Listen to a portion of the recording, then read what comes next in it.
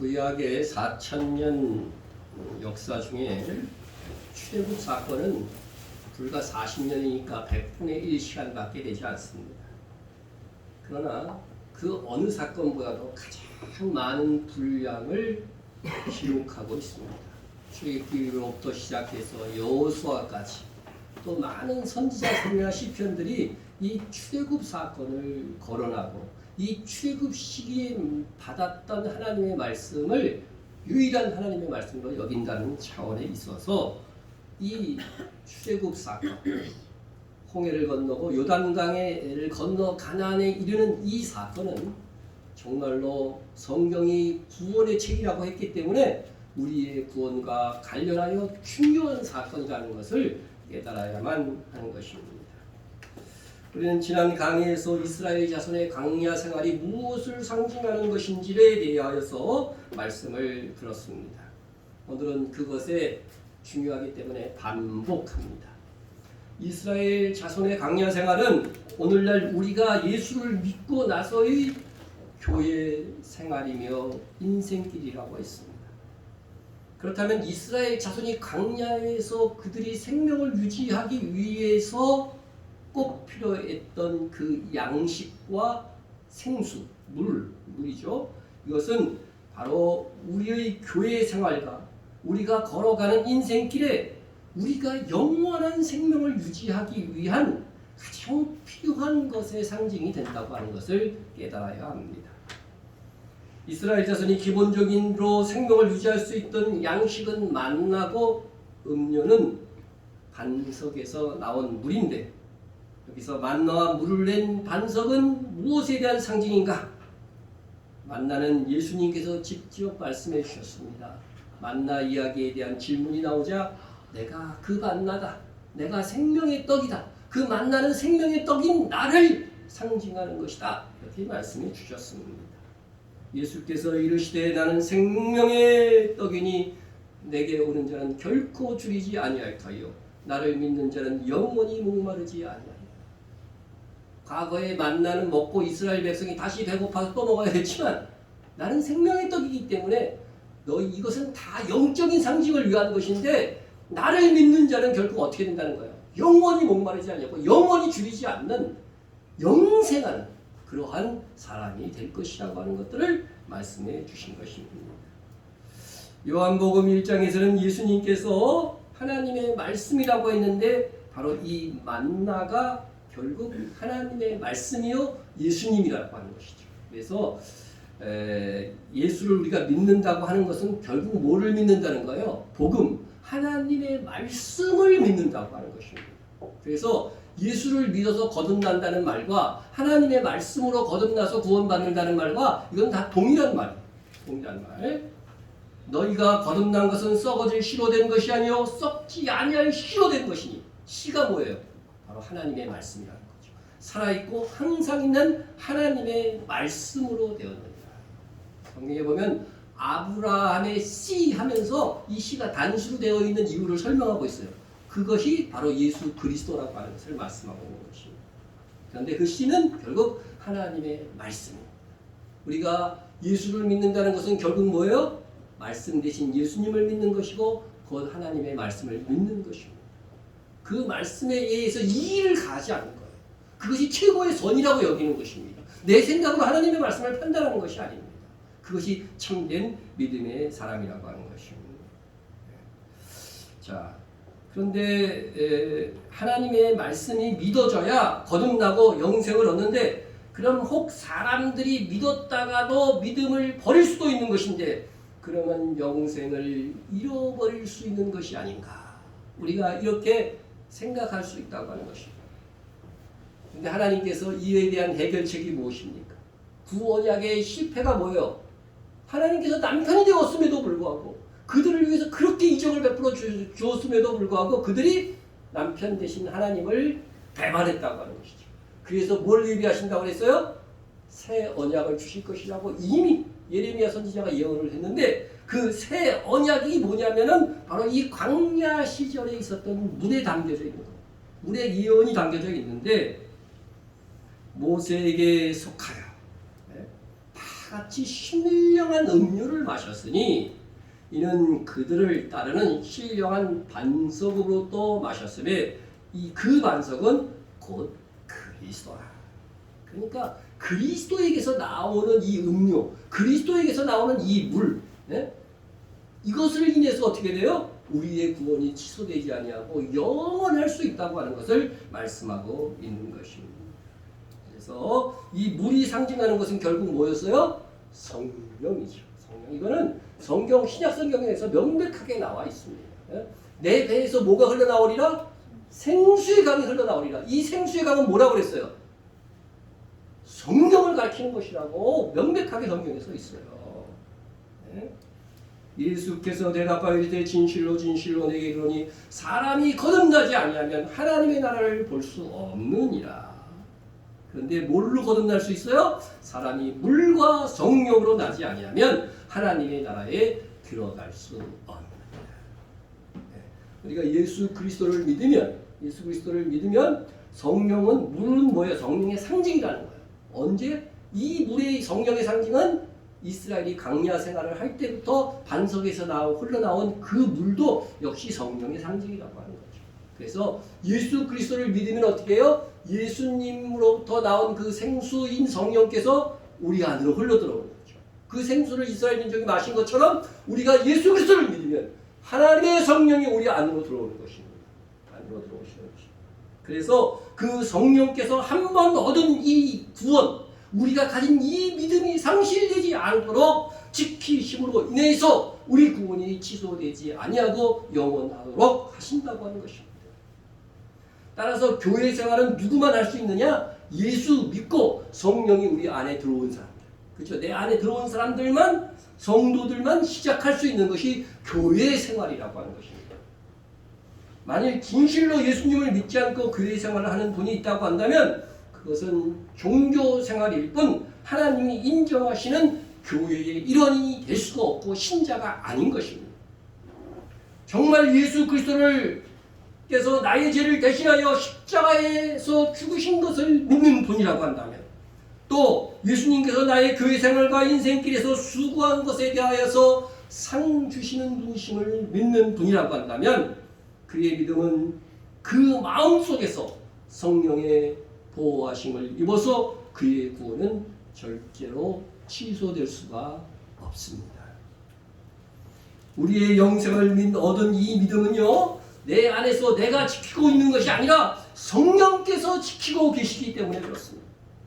우리는 우리의 그 믿음을 지킬 수 있는 능력이 없습니다. 마귀가 교묘히 미혹하면 의심하고 넘어갈 수밖에 없는 연약한 존재라고 하는 것입니다. 그런데 나의 믿음을 연약한 내가 아니라 누가? 하나님께서 지켜주신답니다. 그리하여 우리의 구원이 취소될 수 없는 구원이 되게 하시는 것입니다. 체험적으로 여러분 아시지 않아요? 네? 내가 분명히 예수를 믿었어요. 예수 그리스도를 믿었어. 그런데 어떤 어려운 일이 왔다고 해서 내가 그 믿음이 사라지던가요? 안 사라집니다. 안 사라집니다. 이것이 구언약과 다른 새 언약이다. 그래서 구약과 신약이 이렇게 분리되어 있는 거예요. 만일 내 믿음, 내 구원을 내가 지켜야 최종 구원에 이르는 것이라고 한다면 얼마나 불안할까요? 어떤 사람들은 실제로 예수를 믿었어도 의롭게 살지 않으면 천국에 들어갈 수 없다고 가르칩니다. 정말 그렇습니까? 그러면 우리가 죄를 짓지 않고 사는 사람이 없는 것은 분명하잖아요. 그렇죠? 우리 체험사고 갖고 다른 사람을 봐도 예수 믿는 사람들도 다 죄를 짓고 있잖아요. 우리는 불의 중에도 죄를 지을 수 있는 존재인데 그러면 어느 정도의 선을 행해야 우리의 구원이 취소되지 않을 수 있단 말입니까? 이런 기준에 의하면요, 아무도 자기의 구원을 자신할 수 있는 사람이 없게 됩니다. 우리의 의는 더러운 옷과 같아서 하나님의 눈으로 보면 다 허물이 있다고 이사야 선지자가 말했어요. 우리는 선을 행한다면서도 참 우리의 욕망, 우리의 욕구들이 끼어 있어요. 그래서 행이 완전하여 자기를 구원해서 구원을 지키는 것이라고 한다면 그렇게 되면 아무리 믿음이 있어도 결국은 행위가 그 사람의 최종 구원의 여부를 결정하게 되는 것이나 무엇이 다르단 말입니까? 그러면 결국 바리새인들이 말한 그 행위 구원과 무엇이 다를 수 있다는 말입니까? 여러분, 바리새인들과 유대인들을 마귀의 자식이라고 하신 이유가 그들이 행위 구원을 얘기했기 때문이에요. 예수님께서 이렇게 말씀하셨죠. 내가 너에게 이르노니 너희 의가, 의로워야 천국 가는 거잖아요. 그죠? 근데 너희 의가 서기관과 바리새인보다 더 낫지 못하면 결코 어디에 들어갈 수 없어요? 천국에 들어가지 못하리라 것입니다. 여러분, 바리새인이 얼마나 철저하게 율법을 지켰어요? 일주일에 몇 번 금식을 했어요? 2번이나 했어요. 근데 여러분 1년에 한 번이라도 하십니까? 여러분, 그들은 율법에 기록된 것을 지키려고 그렇게 애쓴 사람들이에요. 그런데 그들이 의보다 낫지 못하면 어디에 들어갈 수 없다? 천국에 들어갈 수 없다는 것입니다. 바리새인의 의는 행함으로 얻는 의인데 복음은 이것이 불가능하다고 말합니다. 행위 완전하여 구원을 얻을 자가 없기 때문입니다. 바리새인의 의보다 나은 의는 무슨 의예요? 믿음에서 난 의라고 하는 것입니다. 예수 그리스도를 믿음으로 받는 의입니다. 우리가 믿음으로 의롭다 하심을 받았으니 이게 바로 바리새인보다 나은 의입니다. 인간의 의가 어떻게 하나님께서 우리가 믿을 때 주시는 의보다 나을 수가 있겠어요? 우리는 예수 그리스도를 나의 주 나의 하나님을 믿음으로 의롭게 되어 구원을 받은 것입니다. 그리고 성령으로 그 믿음이 보호하심을 받는다고 성경이 말씀해 줍니다. 그러므로 만일 예수님을 믿고 있다가 믿음에서 떠났다고 한다면 어떤 사람이요? 그는 처음부터 믿지 아니했던 사람. 그것을 누가 보여줘요? 가룟 유다가 보여줍니다. 가룟 유다는 예수님을 3년이나 따라다녔어요.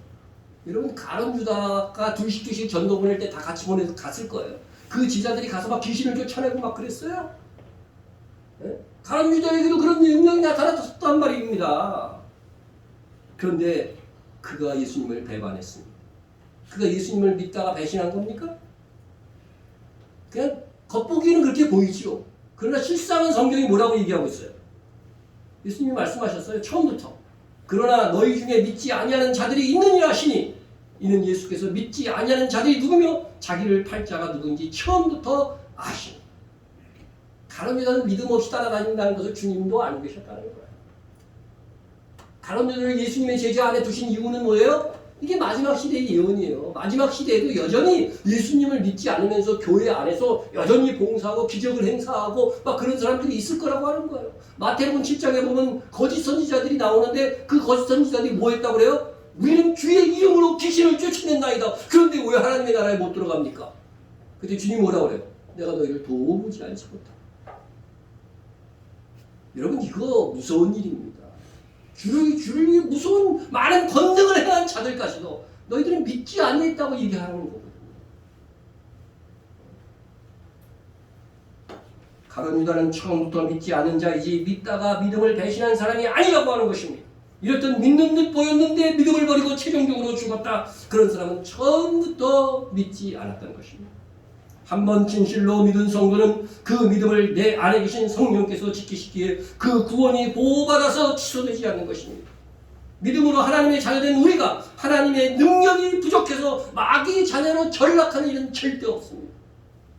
내가 힘이 약해갖고 내 자식이 얻어 터지고 막 그러는 것들을 지켜볼 수밖에 없는 연약한 부모가 세상에는 있을 수 있어요. 그러나 하나님은 전능하신 하나님입니다. 아무도 내 아버지에게서 이 영생을 빼앗아 갈 자가 없노라 하시고 예수님께서 말씀하셨어요. 좁은 석대와 같이 마음이 변하는 연약한 내가 내 구원을 지키는 것이 아니라 사람의 마음을 지으신 하나님께서 성령께서 나의 구원을 내 안에서 지키고 계시니 얼마나 안전하고 감사합니까? 이것이 우리가 받은 최고의 은혜이며 최고의 사랑인 것입니다. 이렇게 이스라엘 자손의 광야 생활이 우리에게 보여주는 것은 광야 생활과 같은 교회 생활은 이렇게 구원이 확정된 성도들의 인생들이다. 구원이 확정된 성도들에게는 그 안에 반석에서 나온 물이 상징하는 성령께서 내주하기 때문에 하나님을 향한 거룩한 열정, 거룩한 양심이 있어서 기본적으로 하나님의 말씀을 따라 살고자 하는 마음이 내재됩니다. 내가 믿느냐 안 믿느냐는 이걸로 알 수 있어요. 하나님 말씀이 선포되면요, 그래도 그 말씀대로 살고자 하고 마음에 찔림이 있어야 돼요. 네? 근데 무시하고 말이야. 나와는 상관이 없고 이렇게 받아들인 사람은 정말 예수 믿었는가 살펴봐야 됩니다. 예수를 믿는다는 건 뭘 믿는 거라고 그랬어요? 하나님의 말씀을 믿는 것입니다. 하나님의 말씀이 선포되는데도 나와 아무런 상관이 없고 양심의 가책도 못 받고 그러면요, 그 사람이 예수 믿는 사람인지를 점검해 봐야 돼요. 물론 예수 그리스도께서 부활하심으로 말미암아 이제 너희를 구원하는 편이 세례라. 성경은 일관되게 이 반석에서 나온 물이건 에스겔의 환상에서 나온 물이건 지금 여기서는 뭐냐면 노아의 사건을 얘기하면서 하는 말이에요. 그 노아의 홍수 때의 물이건 이거는 다 뭐라고요? 세례라고 하는 거예요. 성령 세례를 얘기하는 거예요. 성령 세례. 우리가 에스겔 47장의 생수의 강과 이스라엘 자손이 반석에서 나온 물과 비교해 봤죠. 오늘은 노아의 방주의 물과도 한번 비교를 해보겠습니다. 그래서 이것을 통해서 정말 구약의 이 모든 사건과 예언이 예수 그리스도에 의한 구원에 대해서 말씀한 것임을 우리가 확인할 수가 있는 것입니다. 이렇게 성경을 봐야 우리가 정확하게 성경을 보는 것입니다. 노아의 방주의 의미는 무엇일까? 여러분, 노아의 방주를 하나님께서 이제 노아 시대의 사람들을 멸망하려고 했을 때에 얼마 동안은 그냥 두겠다고 그랬어요? 120년 동안의 유예기간이 있었죠. 그죠? 120년 기간의 유예기간. 그들의 날은 120년이 되리라. 그래서 12는 뭐의 숫자라고 했어요? 교회, 그죠? 12지파. 그죠? 12지파. 12제자. 그죠? 12사사. 그런데 이 120년도 같은 의미를 지니는 거죠. 만수죠. 곱하기 10이니까 만수를 곱해가지고 120년인데 이것은 결국 교회의 숫자이기 때문에 마지막 시대에 결국은 뭐예요? 교회의 시대가 세상 사람들에게도 기회가 된다는 거죠. 무슨 기회? 회개할 기회. 방주로 들어올 기회. 교회 안으로 들어올 기회를 갖는다는 그런 의미를 갖고 있는 것입니다. 그런데 이 방주는 꼭 만들어야 될 나무가 결정되어져 있었어요. 그죠? 무슨 나무? 고페르나무. 고페르나무가 만들려고 했어요. 옛날 번역은 잣나무라고 했는데 정확한 번역이 아니에요. 그래서 원어 그대로 고페르나무. 편백나무 종류인 것 같아요. 고페르나무로 만들고 있어요. 노아의 방주는 1차적으로 그리스도의 몸을 상징하고 동시에 타락한 세상과 종말 하나님의 심판에서 성도들을 구원할 교회를 의미하는 것입니다. 우리가 예수님과 하나가 되었기 때문에 이 방주 역시도 어떻게 돼요? 예수 그리스도를 상징하면서 동시에 교회를, 오늘날의 교회를 상징하는 것입니다. 그런데 방주를 만든 주 재료의 제목이 코페르나무입니다. 코페르나무. 자, 방주 한번 보실까요? 이 방주가 성경에 있는 그대로 만들었다고 하는데 정확하게 만든 것 같지는 않습니다. 앞에가 낯선형으로 이렇게 다 되어 있는데 이렇지는 않았을 것 같아요. 어쨌든 이것이 그래도 미국 켄터키주에서 실문 모양 그대로 크기, 성경에 나온 크기 그대로 이렇게 만든 거라고 합니다. 그런데 이것을 만든, 이 방주를 만든 나무는 편백나무 약 25m까지 자란다고 합니다. 그래서 이 나무는 가볍고 적당하고 또 단단해서 흙에 닿아도 잘 썩지 않는 제목이라고 합니다. 그래서 독특한 냄새가 있어서요, 방향제 역할도 합니다. 그러니까 이 방주를 만들었으면 안에 뭐가 있겠어요? 동물들이 많았을 거 아니야. 그 냄새가 굉장히 났을 거예요. 그런데 그런 방향제 역할도 한다고 하는 것입니다. 근데 이 나무에 뭐를 발라요? 엽청을 발라요. 물론 이런 기술은 없었겠지만 그 당시에 하여튼 비슷하게 만들어서 엽청을 하는 것입니다. 왜 발랐을까요? 엽청은요? 역청은 당시 오늘날의 아스팔트와 비슷한 것인데 그냥 강가에 가서 떠올 수도 있어요. 또. 그런데 이거는 지금 산 위에 지으려면 그거 떠올 수가 없어요. 그래서 그럴 경우에는 어떻게 역청을 만드느냐 하면요. 바로 고페르나무에서 나오는 송진 있죠. 송진에다가 또 고페르나무를 태우면 숯이 생겨요. 이 숯을 가루를 만들어 갖고 그 송진에다 이렇게 섞잖아요. 그럼 이게 역청이 됩니다. 그러니까 사실은 역청이나 코페르나무나 다 결국은 뭐예요? 다 코페르나무에서 나옵니다. 이것이 중요합니다. 네?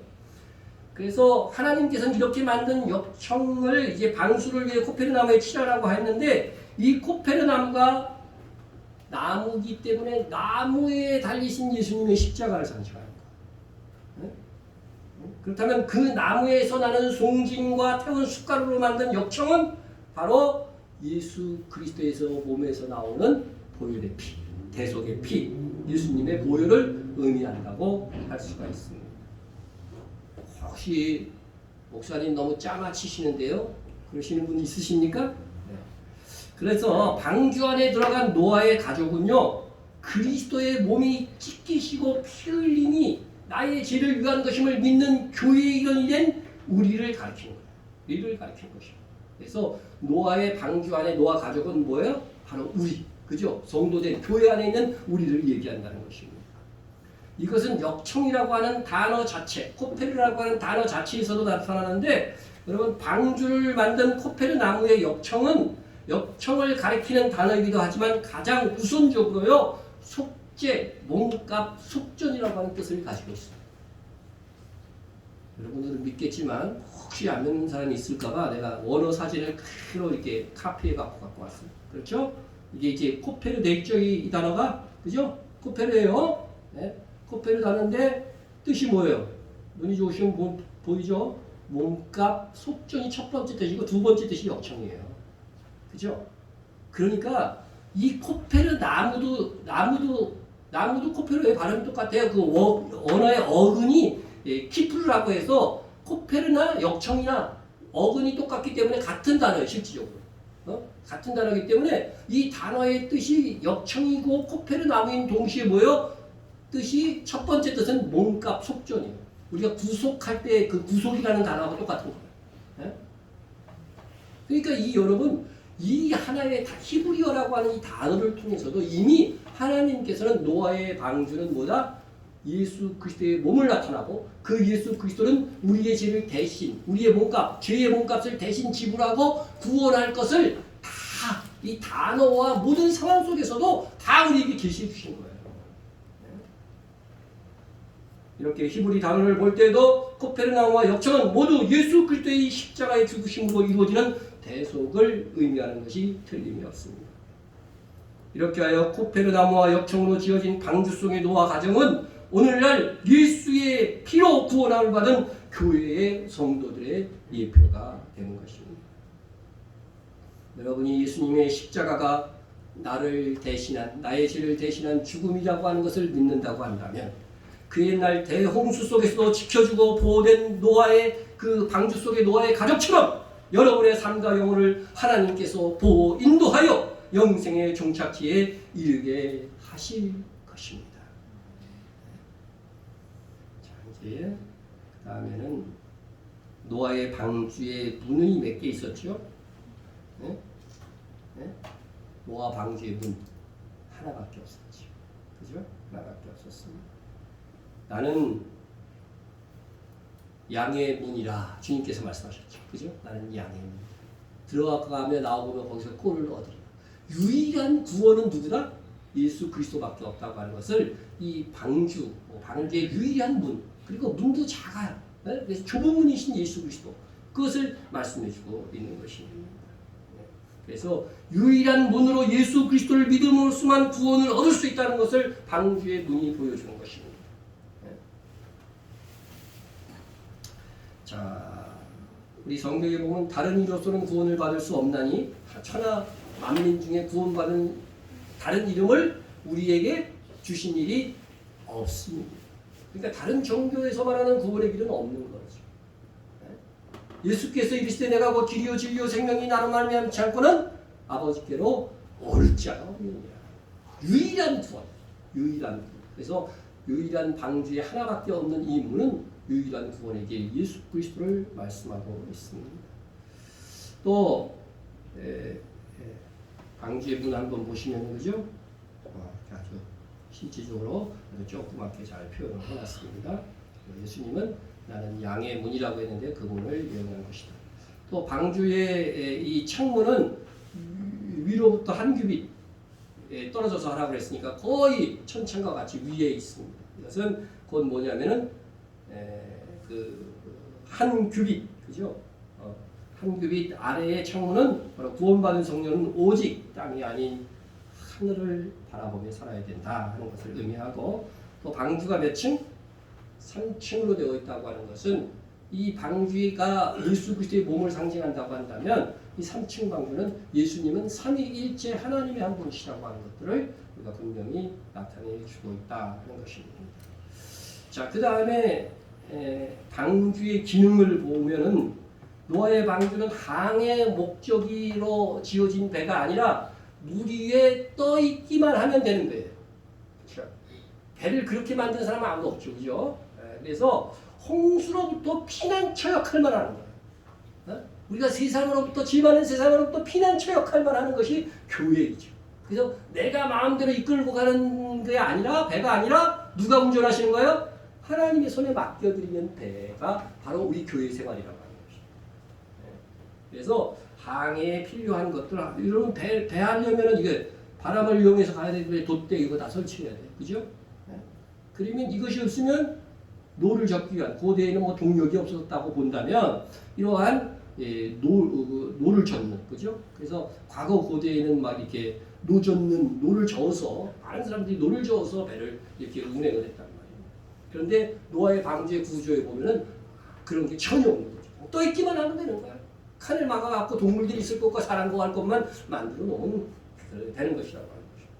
그러니까 아주 단순한 구조예요. 이것이 우리의 구원과 무슨 상관이 있을까? 방주가 항해하기 위해서 인간의 노력이 필요 없듯이 일단 예수님을 믿고 교회의 일원이 되었다고 한다면 그 사람의 구원은 전적으로 하나님의 능력으로 보호하심을 받는다는 것입니다. 너희는 말세에 나타나기로 예비하신 구원을 얻기 위하여, 여러분 구원하기 아니라 말세에 나타나기로 예비하신 구원을 얻기 위하여 믿음으로 말이야. 한번 믿으면 어떻게 된다고요? 하나님의 능력으로 보호하심을 받는다. 구체적으로 내 안에 계신 성령께서 내 믿음을 지켜주시는 거죠.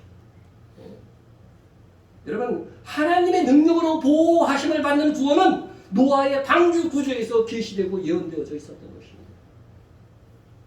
홍수의 풍랑 속에 항해 기능이 없음에도 오직 하나님의 능력으로 방주가 운행되고 보호되듯 지많은 세상의 풍파 속에서도 하나님께서 그의 백성들의 구원만은 보호하시고 보장하십니다. 그것이 우리가 받은 가장 큰 은혜인 것입니다. 다음은 방주와 이제 반석, 노아의 방주와 반석을 비교해 보려고 합니다. 방주는 물 위에 떠 있어야만 했어. 그래야만 어떻게 돼요? 기능이 발휘되는 거죠. 땅에 있는 배는 소용이 없어요, 그죠? 배는 육지에서 미용지물입니다. 배는 물 위에 떠 있을 때만 그 기능을 할 수 있습니다. 그래서 방주가 그리스도를 가리키는 것이라 하였으니 노아 홍수의 물은 성령의 세례, 그죠? 곧 성령의 내주하십니다. 베드로전서 2장 21절에도 분명히 세례라고 했는데 그것은 성령 세례를 의미하는 것입니다. 베드로전서 3장 21절을 다시 봅니다. 물은 예수 그리스도께서 부활하심으로 말미암아 이제 너희를 구원하는 편이 곧 세례라. 노아의 방주는 예수님의 십자가와 부활 사건의 예표요 모형입니다.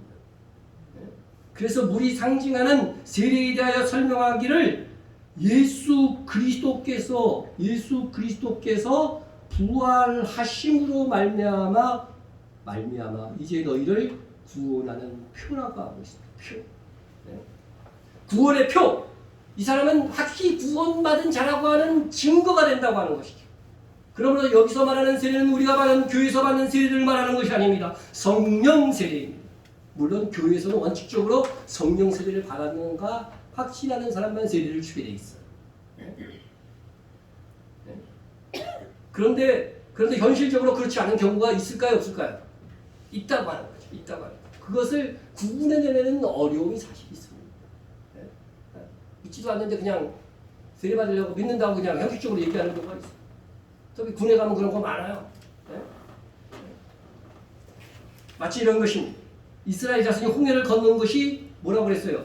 그 홍해의 물이 상징하는 게 뭐라고 그랬어요? 물은 항상 성령 세례다. 어디에 나와 있어요? 고린도서 10장 4절에 나와 있죠. 네? 자, 그런데 그 홍해를 건넌 사람들 중에는 수많은 잡족도 있었고 이스라엘 자손이라도 믿음이 없이 형식적으로 홍해를 건넌 사람들도 있었을 것입니다. 그들은 오늘날로 하면 어떤 사람들이냐? 교회 생활은 하되 예수를 믿음으로 성령 세례를 받지 아니한 상태에서 형식적으로 물세례만 받고 교회에 다니는 사람들의 모형입니다. 그들은 교회 안에 있기 때문에 교인처럼 보이지만 믿음으로 구원을 받지 않은 상태이니까 그 사람에게는 구원이 취소되고 말고도 없어요. 구원 받지도 않았는데 어떻게 취소돼요? 그러므로 성경에서 물이 상징하는 바를 정확하게 알아야 됩니다. 물은 원칙적으로 예수님을 진실로 믿고 성령세를 받은 사람을 가리키는 것입니다. 성령세를 받은 사람은 구원받은 사람입니다. 그들의 구원은 확실합니다. 취소되지 않습니다. 그래서 베드로 사도는 이 물이 의미하는 세례 곧 성령세례에 대하여 혹시라도 잘못된 시각을 갖지 않도록 추가적인 설명을 해줍니다. 이는 육체의 더러운 것을 제하여 버림이 아니요. 성령세례 받은 사람들이 육체에서 질성이 다 없어지느냐? 아니라고 하는 것입니다. 그것을 설명해 주는 거예요. 그것은 우리가 우리 자신을 볼 때도 너무나도 잘 알 수 있습니다. 우리는 예수님을 믿었고 성령 세례를 받았으나 여전히 우리 육체는 죄성이 남아있어서 죄에 취약합니다. 여전히 죄의 욕구가 있어서 자주 넘어지곤 합니다. 그럼 예수 믿고 성령 세례를 받은 내가 믿기 전과 무엇이 도대체 달라진 거냐는 거죠. 달라진 것이 분명히 있다는 거죠. 네? 죄의 욕구, 죄성은 내 속에서 없어지지 않았지만 달라진 것이 있어요. 그것은 하나님을 향한 선한 양심의 간구가 생긴다는 것입니다. 그건 다시 말하면 하나님 의식이 생기는 거예요. 네? 여기서 간구라는 단어는 킹 제임스 번역이나 새 번역이나 보면 응답이라고 하는 단어로 번역을 했어요. 네? 어떤 단어든 상관이 없습니다. 우리가 예수님을 믿어서 성령이 내 안에 내주하고 계신 성도라고 한다면 하나님께 간구하는 의식이 생겨납니다.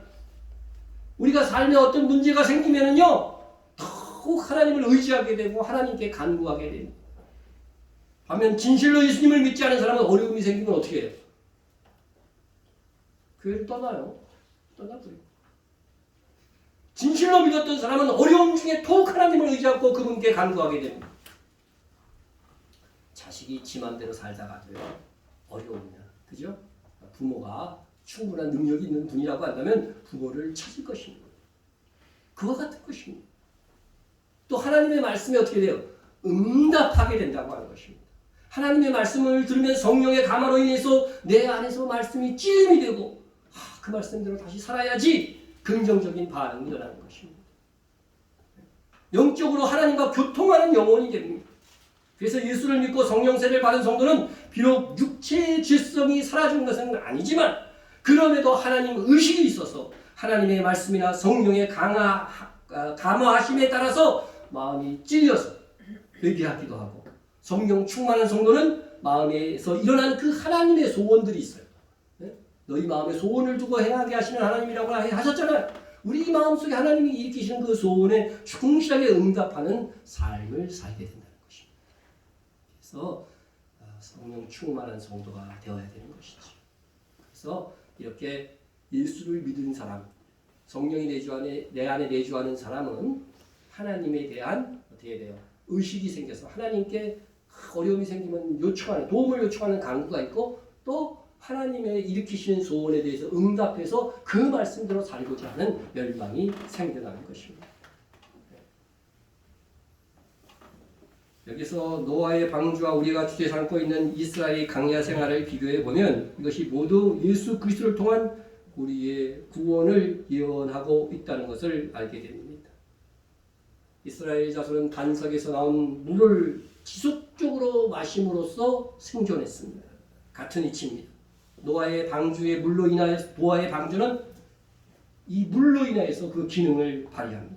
반석과 방주는 예수 그리스도를 반석에서 나온 물과 노아의 홍수의 물을 성령 세례 혹은 성령 충만이라고 말할 수 있습니다. 표로 보시면은요, 노아의 방주와 강야의 반석은 모두 누구를 가리키는 거라고요? 예수 그리스도. 노아 홍수의 물과 반석에서 나온 물은 다 뭐를 가리켜요? 성령 세례, 성령 충만, 성령 내주라고도 할 수 있습니다. 이렇게 의미한다는 것을 꼭 기억하시면은 여러분들이 구약 성경을 읽으면서도 풍성하게 이해의 폭을 넓힐 수 있을 것이라고 생각합니다. 그런데 이스라엘 자손이 광야에 살았던 모든 사람들이 약속의 땅 가나안에 들어갔는가? 그렇지 못했다고 하는 것입니다. 구원이 확정된 성도들이 광야와 같은 인생길을 가지만 모두 하늘의 상급, 성도의 기업을 의미하는 가나안에 들어가는 것이 아니라고 하는 사실입니다. 가나안에 누구만 들어갔어요? 네? 광야 생활에서 합격한 성도, 합격한 자들과 또 합격한 구세대, 그죠? 구세대만 들어갔습니다. 그렇게 천년왕국은 성도 중에서도 선별된 측량되고 합격한 성도들이 들어가는 것입니다. 계시록에 이런 말씀이 있습니다. 또 내게 지팡이 같은 갈대를 주며 말하기를 일어나서 하나님의 성전과 제단과 그 안에서 경배하는 자들을 측량하래. 고린도서 3장과 6장을 보면 교회나 성도 개개인이 성령의 성전이라고 이야기를 합니다. 그러니까 하나님의 성전을 측량하라고 하는 거예요. 누구를 측량하라는 거예요? 성령이 내 안에 거하니까 우리가 성전이잖아요. 그죠? 그러니까 성전된 우리를 측량하라고 하는 것입니다. 그래서 성전됨과 제단에 그 안에 경배하는 자를 측량하는 것은 이제 휴거될 성도들, 청량왕국에서 왕노릇한 성도들이 측량되고 있다고 하는 의미의 말씀인 것입니다. 구약성경에서 측량의 의미는 심판을 위한 자격을 심사하는 것과 같은 의미로 사용되어졌습니다. 이런 에스겔의 환상처럼 물이 의미하는 성령 충만의 정도가 발목에 있는지 무릎에 있는지 이때 다 측량하잖아요. 그죠? 측량. 이것이 계시록과 다 연결되는 거예요. 어떤 사람은 무릎에 와 있어. 여러분 어디쯤 와 있어요? 우리 교성들은 다 이쪽은 와 있는 것 같아요. 허리쯤은 와 있어요. 그 다음에 어떻게 돼요? 헤엄치마. 능히 건너지 못다. 엄밀히 말하면 측량은 길이를 재는 것입니다. 근데 사람을 측량한다면 키를 재는 것일 것입니다. 교회 생활을 하는 그가 얼마나 성숙한 믿음을 가졌는지 이것은 사람의 키가 아니라 영적인 키, 영적인 수준을 재는 것입니다. 얼마나 선한 행위를 하는지, 얼마나 큰 믿음을 가졌는지, 얼마나 교회에서 맡겨진 사명을 동참하였는지 하나님께서 뭐 하신다? 심사하시는 것입니다. 우리의 광야 인생길은 그래서 하나님께서 나를 심사하는 시험의 장입니다. 그러니까 이것을 예표했던 광야길은 결국 뭐예요? 하나님의 시험의 시간이었다. 정말 성경을 보면은요, 기가 막히게 다 맞았다. 그래서 신명기에 보면 말씀하고 있습니다. 내 하나님 여호와가 이 40년 동안에 네게 광야길을 걷게 하신 것을 기억하라. 광야길을 걷게 하신 것. 이게 무엇이다? 너를 낮추며 너를 뭐 했다고요? 시험했다고 하는 거예요. 우리 인생길이 시험의 길이에요. 그래서 뭘 시험했느냐? 네 마음이 어떠한지, 그 명령을 지키는지 지키지 않는지를 알려 하십니다. 네. 여러분, 우리의 인생은요, 하나님께서 이제 예수 믿고 나서 우리의 삶은 하나님의 말씀대로 사는지 안 사는지 어떻게 돼요? 시험하는 무대인 것입니다. 그러니까 난 예수 믿었으니까 구원은 받으니까 나 마음대로 살래 이러는 사람들은 뭐예요? 믿음도 갖지 않았을 가능성도 많고, 그런 사람들은 뭐예요? 정말 이 시험의 무대에서 그냥 거의 빡점 맞는 사람.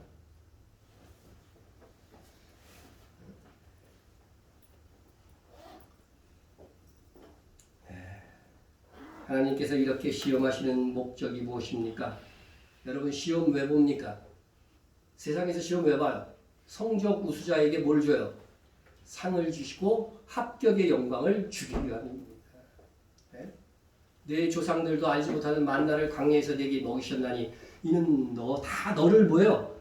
낮추시며 너를 시험하사 마침내 내게 복을 주려 하심이었느냐. 여러분 그래서 예수 믿고 사는 삶에서는 여기서 뭐라고 있어요? 너를 낮췄다고 돼 있잖아요. 하나님께서 우리를 낮추는 시간들이 있어요. 네? 계속해서 살면서 나 다 잘되고 하고 영광만 얻었다. 그런 사람들은 솔직히 좀 의심스러워요. 하나님께서 우리를 낮추시는 시간이 있어요. 그 우리를 낮추시고 우리가 막 실패하게 하실 때 어떻게 돼요? 하나님께서 그때요 정말로 시험하는 거죠. 그때 나를 의지하고 있는가? 네? 나를 시험하사 결국 뭐 주기 위한 것이라고요? 복이에요, 복. 네? 그래서 성경에서 복, 상급, 기업, 땅 이런 거는 전부 다 상을 의미하는 거예요. 하늘의 상을 의미하는 거예요. 마침내 복 주기 위해서 시험하는 거지. 네? 하나님은 시험하지 않는다는 그 말은 뭐예요? 유혹으로서의 시험은 하지 않아요. 네? 우리를 완전히 멸망시키기 위해서 우리를 넘어지게 하기 위해 시험은 마귀만 하는 거예요. 그러나 하나님께서 우리에게 하는 시험은 테스트예요. 좋은 성적을 어떻게든지 거두게 해가지고서 뭐 주시려고? 상 주시려고. 상 주시려고 하시는 거예요.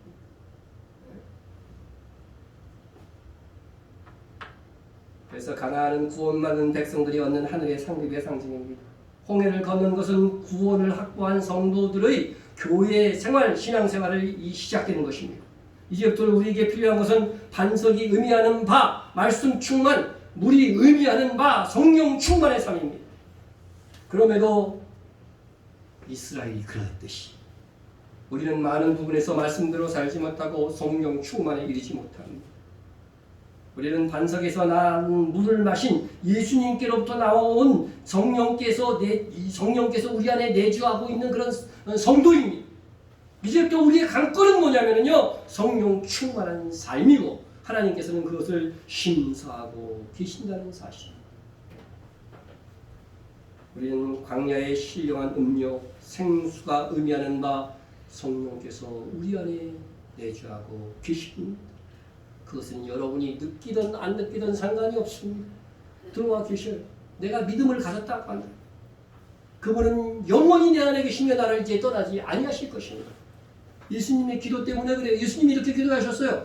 내가 아버지께 구하겠으니 그가 또 다른 보혜사, 보혜사 곧 성령이라는 말씀 있죠. 그 다음 절에 그가 또 다른 보혜사를 너희에게 주사. 예수님도 우리를 돕는 보혜사, 우리를 은혜로 돕는 보혜사였지만 성령은 또 다른 보혜사예요.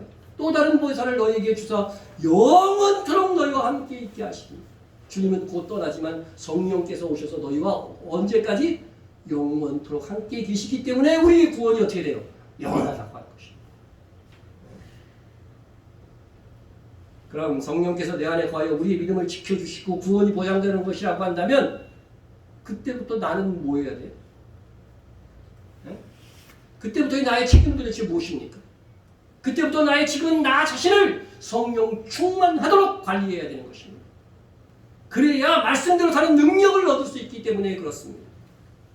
우리는 나의 힘만으로는 말씀대로 순종하는 삶을 살 수 없는 연약함도 인정해요. 내 안에 여전히 죄성이 있잖아요.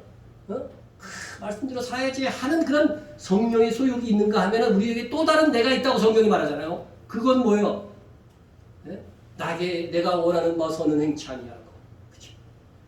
또 죄의 욕구들이 있는 거예요. 그런데 그냥 두면 누가 이겨요?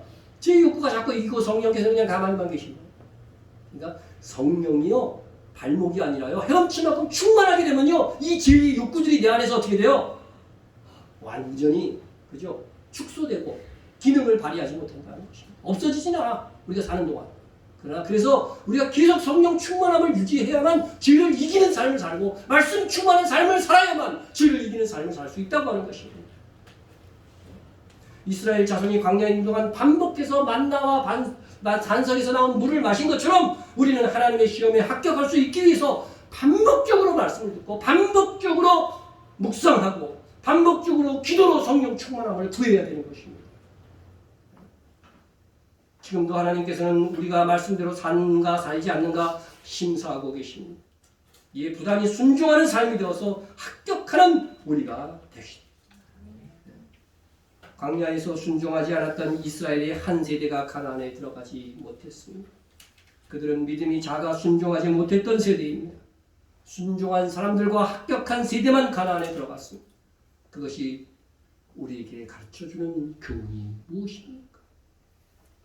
우리가 예수님을 믿는 것은 홍해가 갈라지는 것과 같은 은혜로 주어진 것이지만 가나안의 기업 곧 하늘 상급은 우리의 삶의 결과로서 주어질 수도 주어지지 않을 수도 있다고 하는 것입니다.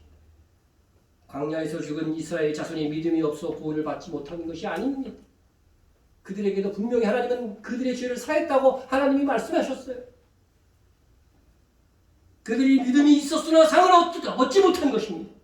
가나안은 철저하게 기업, 복, 땅, 산으로 표현되는 천년 왕국을 뜻합니다. 홍해를 믿음으로 건넜으나 가나안에 들어갈 수 없던 세대와 같이 되지 맙시다. 홍해를 믿음으로 건넜으나 광야에서만 살다간 그들의 이 세대와 같이 되지 맙시다. 이스라엘 자손의 광야 시대는 하나님께서 친히 말씀하시기를 하나님의 말씀대로 사는가 살지 않는가를 시험한 시대였다고 분명히 말씀하시고 이것이 교회 시대에 그대로 적용이 되는 것입니다. 계시록에는 성전된 우리를 측량하신다고 했습니다. 이 시험과 측량에서 합격이 되어야 됩니다. 그래야 가나안 천년왕국에 들어갈 수가 있습니다. 우리가 행함과 상관없이 구원받습니다. 그것이 홍해의 사건입니다. 그 다음은 광야입니다. 광야에서 내가 믿음을 가졌음을 행함으로 증명해야 되는 시기입니다. 광야 같은 나의 인생길에서 하나님의 말씀에 순종함으로 내 믿음을 하나님께 보여드려야 돼요. 전혀 보일 수 없다면 그건 믿는 사람이 아닙니다. 다음 강의 때 또 한번 말씀을 드릴 것입니다. 이제 우리는 내가 가진 믿음대로 얼마나 살았느냐의 싸움을 싸워야 됩니다. 여기에서 이기는 자가 되어야 되고 약속된 첫째 부활에 이르러 주와 함께 왕노할 수 있는 것입니다. 이기기를 다투는 자마다 모든 일에 절제하나니. 네. 여러분, 아는 것을 그대로 살아내는 능력 있는 신앙인이 되어야 합니다. 그러할 때 우리가 하나님의 시험에서 합격하여 가나안이 가리키는 바 천년 왕국의 분봉왕이 될 수 있습니다. 통성으로 기도하겠습니다. 우리들이 강약길에 말씀 충만, 성령 충만으로 살아 하늘의 상급을 쟁취하는 인생이 되도록 여러분 기도하시기 바랍니다. 그러기 믿는 성도라면 반드시 말씀에 대한 도전이 일어나야 됩니다. 또 넘어질 때가 있습니다. 그럼에도 넘어질 때에 다시 일어나 회개하고 다시 거룩하게 믿음의 길, 사명의 길을 가도록 기도하시기 바랍니다. 이스라엘의 회복과 열방의 선교 사역을 위해서, 북한이 박해받는 성도들을 위해서, 나라를 위해서, 이 코로나를 위해서 좀 많이 기도해 주시고요. 우리 교회와 목회자와 성도 간의 중보를 위해서 기도하겠습니다. 통성으로 기도합니다. 사랑의 하나님 아버지 감사합니다. 우리들이 광야길을 갑니다. 강야와 같은 인생길을 갑니다. 강야와 같은 교회 생활을 합니다. 이 시기에 우리가 정말 말씀 충만하기를 원합니다. 성령 충만하기를 원합니다. 아버지 하나님의 하늘의 상급을 크게서 쟁취할 수 있는 아름다운 주님의 자녀, 주님의 인생이 되게 하여 주시옵소서. 그럼에도 불구하고 종을 비롯하여 우리 성도들이 연약하게 넘어질 때가 있습니다. 그렇다면 즉시 하나님의 말씀을 기억하고 아버지 하나님 회개하고 성령 충만을 회복해서 다시 거룩하게 믿음의 길, 사명의 길을 할 수 있도록 역사해 주시기를 간절히 원합니다. 또한 아버지 하나님 이스라엘 땅을 위해서 기도합니다. 그곳에 코로나를 회복시켜 주시고 그곳에서 아버지 하나님 예수 그리스도를 믿는 외신역 기도를 하게 도와주십시오. 우리가 열방의 아버지는 또 선교 신문을 하고 있습니다. 아버지 하나님 중국과 러시아와 필리핀과 아버지 하나님 동네와 뉴질랜드와 아버지 하나님 지역에 있는 또 탄자니아에 있는 이스라엘에 있는 우리의 성도들, 우리의 선교사들을 붙들어 주시고 아름다운 선교사를 감당케 하여 주시옵소서. 아버지 하나님 또 북한민 밖에 속에 있는 성도들 끝까지 믿음을 지키고 경건 하나님의 자녀가 될 수 있도록 주께서 역사에 주시기를 간절히 원합니다. 이 나라를 지켜주시기를 간절히 원합니다. 이 나라의 대통령과 이 나라의 국회의원들, 이 나라의 관료들, 아버지 하나님, 우리 나라의 아버지 하나님 국방, 안보, 장군들까지, 사령들까지 다 지켜주십시오. 협력하여 서로 우리가 고요한 중에 신앙생활 할 수 있는 나라의 경제가 되는 수 있어 도와주시기를 간절히 우리 교회를 지켜주시고 이 시대에 정말로 아버지 하나님 올바른 방향길을 가는 교회가 되게 도와주시고 올바른 사명을 잘 감당할 수 있는 하나님 주신 사명을 잘 감당할 수 있는 교회 되게 하여 주시고 깨어있는 목회자 되게 도와주시고 우리 성도들의 약한 성도들 잘 도와주시기를 간절히 기도합니다. 우리 주영의 성도 사랑을 주시옵시고 아버지의 프로그램으로 장례식 신청 주의 와사로 함께하여 주시옵소서.